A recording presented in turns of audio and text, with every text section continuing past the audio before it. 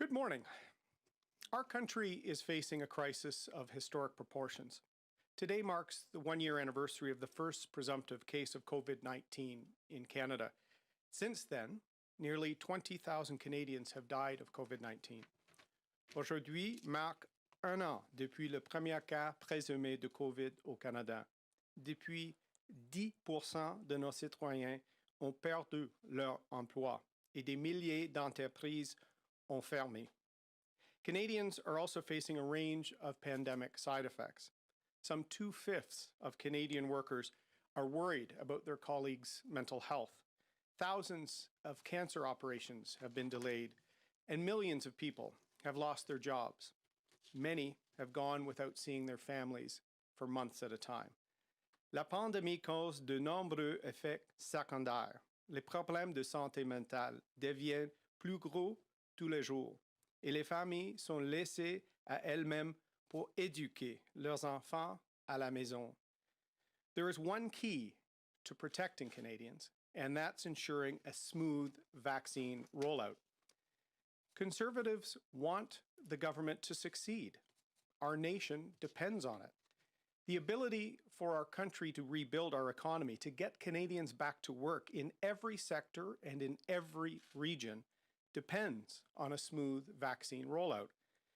Instead of talking about their portfolio of vaccines, that the Liberal government has options to receive over the next 2 years, Canadians need to see tens of thousands of vaccines roll out in the next 2 weeks.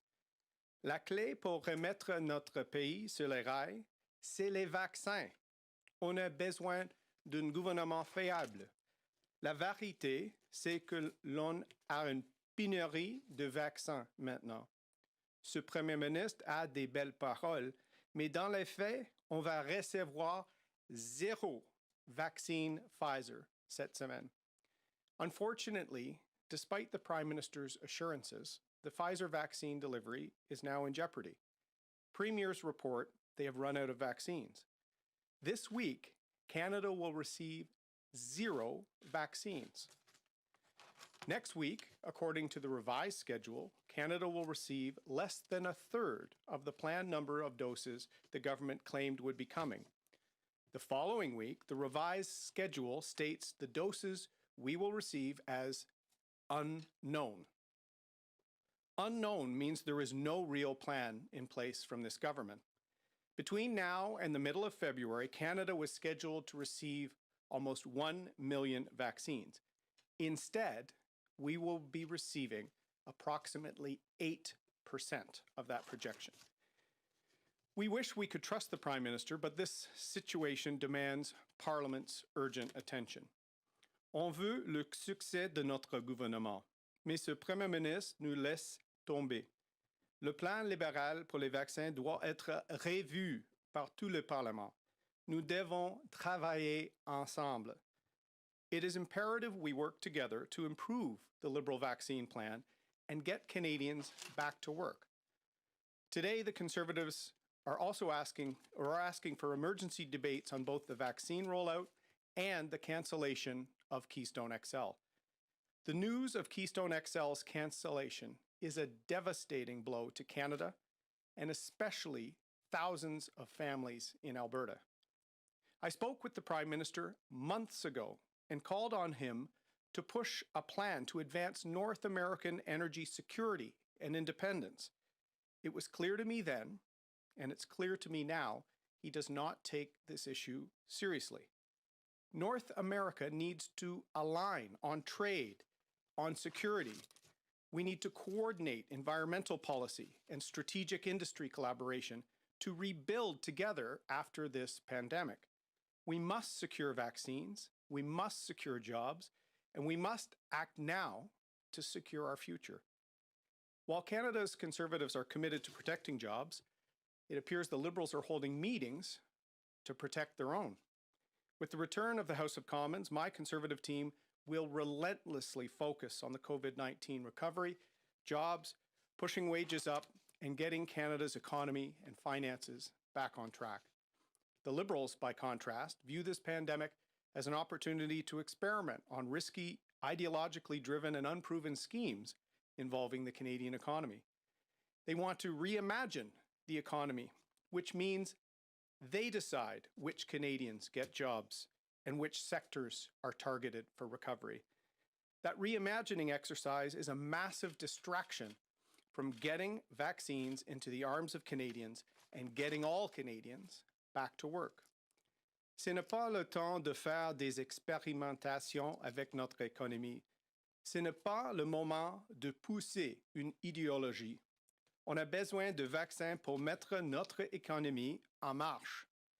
The health and prosperity of Canadians is at stake. The bottom line is that we need vaccines to secure our future, rebuild our economy, and get Canadians back to work. That's what Conservatives will continue to stand up for. Canadians deserve leadership and a plan, and that is what we will provide. Merci beaucoup. Thank you very much. We will now take questions, starting with questions on the phone. Quick reminder, as usual, it's one question, one follow-up per report. Nous allons maintenant passer aux questions, commençant par les questions au téléphone. Un petit rappel, comme toujours, une question suivie par journaliste. Today, Mr. O'Toole takes 6 questions with follow-up. Monsieur O'Toole prendra 6 questions avec suivi. Operator, do we have a first question? Thank you. Merci. For questions, please press star 1 on your device's keypad. Pour toute question, faites étoile 1 sur votre appareil. Première question, Hélène Buzetti, Le Devoir, à vous. Oui, bonjour, Monsieur O'Toole. Écoutez, je voudrais vous ramener au mois d'août dernier. La directrice des poursuites pénales du Canada a déterminé que désormais, on ne déposerait plus d'accusations criminelles pour la possession simple de drogue, quelles que soient les drogues. Il n'y a pas eu de débat politique sur cette décision. J'aimerais savoir, qu'est-ce que vous en pensez, vous, qu'on prenne une telle décision sans l'approbation des élus? On a des inquiétudes avec la légalisation de toutes les drogues, bien sûr, particulièrement en pleine pandémie. On a vu des cas horribles avec des opioïdes et les autres. Peut-être c'est le temps pour le gouvernement de mettre en place un plan pour le bien-être des Canadiens sur les drogues, sur la santé mentale. Mais ce n'est pas le temps maintenant de légaliser tous les drogues. Mais il ne s'agit pas de légalisation, il s'agit de décriminalisation. Est-ce que vous êtes d'accord avec cette décision qui a été prise par la directrice des poursuites pénales sans demander l'aval des politiciens? Ce n'est pas approprié d'avoir des peines très sérieuses pour les Canadiens qui ont des problèmes avec les drogues. On doit donner assistance à les Canadiens avec toxomanie et les problèmes de santé comme ça. Je ne suis pas en faveur d'une peine très grave pour un crime comme ça, mais en même temps, on doit éduquer les Canadiens parce qu'il y a des risques avec toutes les substances, toutes les drogues, et c'est le rôle des politiciens de parler sur les risques pour la santé et le bien-être des Canadiens. Operator, next question. Thank you. Merci. Next question, Amanda Connolly, Global News, line open. Hi there, Mr. O'Toole. My question is a little bit, it's not quite on the topic, I think, of the conversation that you're talking about today, but I wanted to ask you about former Governor General Julie Payette. Specifically, do you believe that she should get access to the expense accounts that are traditionally granted to former Governors General after completing their terms? Let me say this. I was very disappointed by the situation. As a veteran myself, I have great respect for the Office of the Governor General, Commander-in-Chief of the military, very important in our constitutional structure. The Prime Minister must consult the opposition parties. He is in a conflict of interest as he's planning an election in the middle of a pandemic in a minority parliament, and his process previously failed, and he has sullied that office. We should ask the Prime Minister if he assured the outgoing Governor General that she would receive the regular courtesies extended to Governor Generals in the past.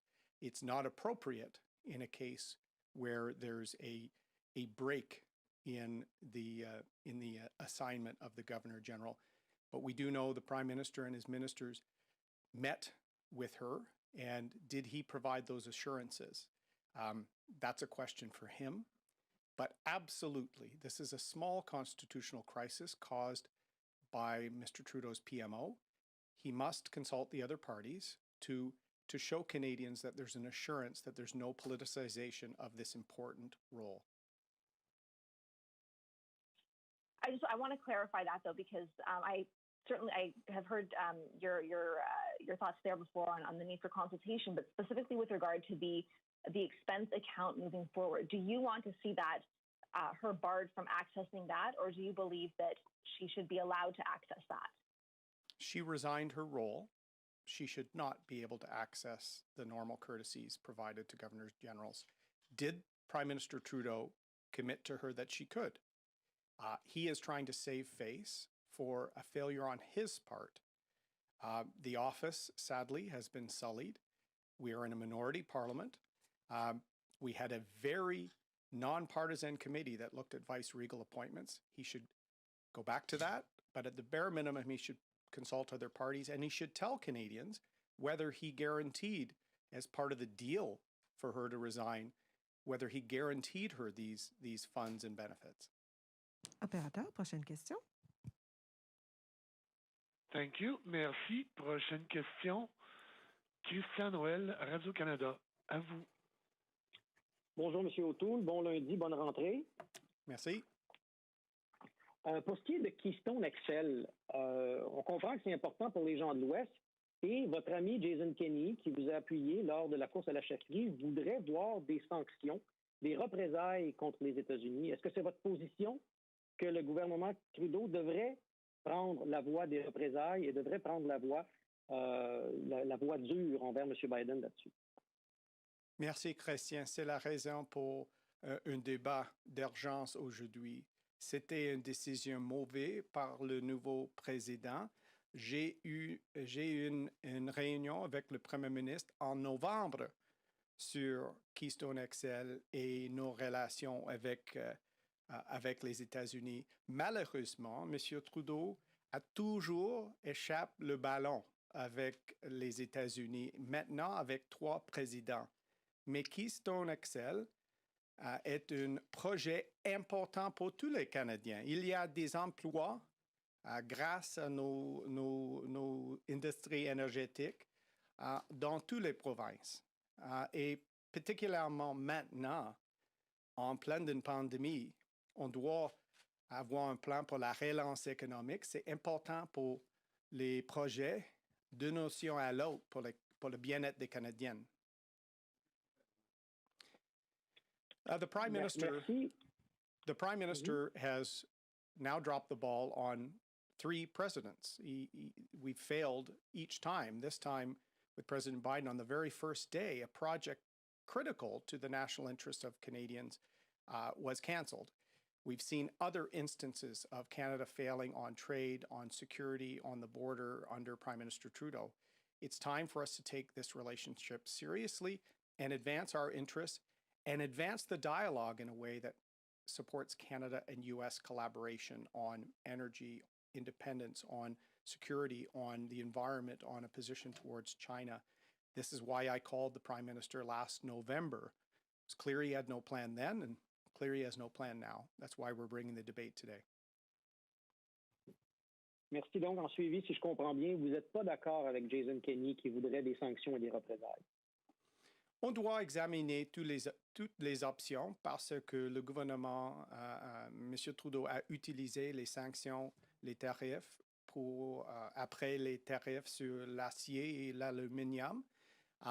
Mais comme j'ai dit, c'est le temps de parler sur une alliance entre les États-Unis et le Canada pour les secteurs stratégiques, pour les frontières, pour notre sécurité, nos relations avec la Chine. C'est le temps d'arrêter Huawei dans notre 5G. C'était une priorité pour les Américains.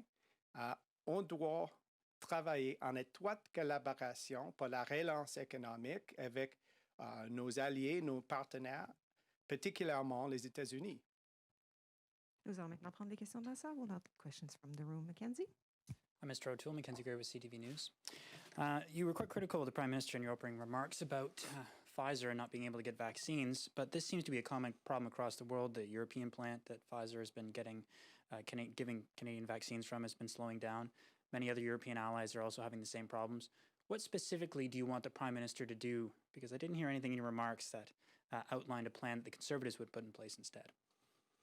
Well, we've been outlining this plan for many months, Mackenzie, and we would not have partnered on a joint venture with China. We would have set the regulatory landscape in place early for an mRNA vaccine. The Prime Minister was probably about 8 months behind most other countries in that regard. There are vaccines being made not far from us in Kalamazoo, Michigan. Did the Prime Minister ask for the ability to have that plant used, not just rely on the retooled plant in Belgium? There are a lot of options here. But there's never any leadership from Mr. Trudeau, whether it's on rapid test vaccines, the economy. Canadians are worried. We're in the second wave of a pandemic. There's UK strains, and this week we're receiving 0 Pfizer vaccines. There's no plan in place, and we have to safeguard the health and economic well-being of Canadians. I'd like to see more leadership. We have recommended many things over many months, and we'll work with them in any way we can to secure those vaccines. On the Governor General, you said that the Prime Minister is in a conflict of interest and that we have a small constitutional crisis going on now, that we don't have a full-time Governor General. To my knowledge, the Prime Minister is under no obligation to consult you or the other opposition leaders when choosing a new Governor General. Since you think it is a conflict of interest, if you are not consulted, do you think this person will legitimately hold the office? Are there any other qualms you'll have if you don't get a consultation? Listen, the Prime Minister's never under the obligation to do the right thing. I just think he should do the right thing. Show some leadership, Prime Minister. Your misguided appointment without proper verification, without proper consultation, has led to the sullying of a very important office to Canada's Constitution, to our Canadian Armed Forces, to our parliamentary democracy. Talk to the opposition. Put the committee back into place. The Prime Minister's office does not always know best, Mr. Trudeau, so do the right thing. We know you're posturing for an election. It's inappropriate in a pandemic when there's curfews in Quebec at night. So why not consult? Why not do this properly to show that you're not advancing the interests of the Liberal Party, you're advancing the interests of Canadians? David? Hi, good morning, Mr. O'Toole, CBC News, David Thurton. I wanted to ask you about the ejection of one of your MPs from your caucus, Derek Sloan. I do regret not acting sooner, and on the flip side, do you hold yourself to the same standard that you would say that you would know every single person who donates to your campaign, to your leadership campaign, to your party, and that you should reject those donations if it's coming from a self-proclaimed white nationalist? Thank you, David. As I want Canadians to know, I do hold myself to a very high standard in public office. In fact, with a Prime Minister now that has 3 ethical violations, there's eroding trust. So I hold myself to a very high standard. Our caucus has that same high standard, and we made a decision last week after a pattern of behavior from a former MP that did not meet our desire to reach out to more Canadians, to grow our party, to show that we're going to deal with income inequality. We're going to engage more Canadians in our Conservative movement as we form government. Our team is united after the decision we made. We're a welcoming, open party, and that is going to be our mission in the coming weeks to show that. I want to ask you about something totally different. We're hearing some signals from the federal government that stronger measures are coming for international travel. So it'd be interesting, Mr. O'Toole, to get your take on that. Do you support more stricter restrictions, whatever that might look like, maybe a ban on all international travel, maybe greater testing? Where's your head on that? It's an important question, David. Thank you. The government was late in the first wave with the border. We were pushing for border restrictions to keep cases out of Canada. There's very few reasons for any international travel right now in the middle of the second wave of a pandemic with new strains of the virus. So we would welcome the Prime Minister and Minister Garneau speaking to us about what they may plan with respect to restrictions. We also think this is a case where we were behind in rapid testing. Rapid testing can be used to maintain some domestic travel, to limit quarantine times. We would like to see the rapid tests be part of these discussions as well. But we will work with the government, as we have, on critical decisions within the pandemic. So we look forward to the Prime Minister or Minister Garneau raising this. Last question, dernière question. Sir, Lee Berthiaume, Canadian Press, good to see you again. Hi, Lee. Wanted to just follow up on a question one of my colleagues asked earlier about your plan, your solution for dealing with the vaccine delays and problems. You've referenced a number of actions that were or weren't taken earlier, such as the China agreement. But what do you want to see the government do? What are you proposing as a solution to deal with this problem, as opposed to just complaining about it? Well, early on, we wanted to see if there was the domestic capacity to manufacture a vaccine in Canada. In fact, a former executive of a large global pharmaceutical company said there was, and the Trudeau government did not explore that when they rushed into a joint venture with China. The regulatory approval of the new mRNA vaccine, and a new type, the government did not provide that regulatory process quickly enough. I worked on healthcare regulation in the private sector. This is an example where a hands-on approach to leadership, pushing for that production in Canada, would have provided a stable level of doses of the vaccine. There's also, as I said, the Michigan operation for Pfizer right now, producing vaccines. Did the Prime Minister raise this in his call with President Biden? There needs to be a sense of urgency. There needs to be leadership on this. As I said, Lee, we will work with the government if we can to rush approvals through or budgetary provisions. But like rapid tests, the government is months behind where our allies are. I wanted to ask about a different subject. You have said you will not do any more interviews with the rebel. Is it okay if members of your caucus do interviews with the rebel? Well, I've not done a sit-down interview with the rebel in 3 years now. Our party tries to be responsive with questions like this at any time, but I'm sending a signal that the style and comportment of that outlet is something that I'm not going to engage with. And I think we need to, as we're growing our party, show Canadians that we're focused on them. And I will leave it to other MPs to make their own decision within that regard. But I'm sending that signal as leader of the party that I will not engage. This concludes the press conference. Ceci met fin à la conférence de presse. Merci. Thank you.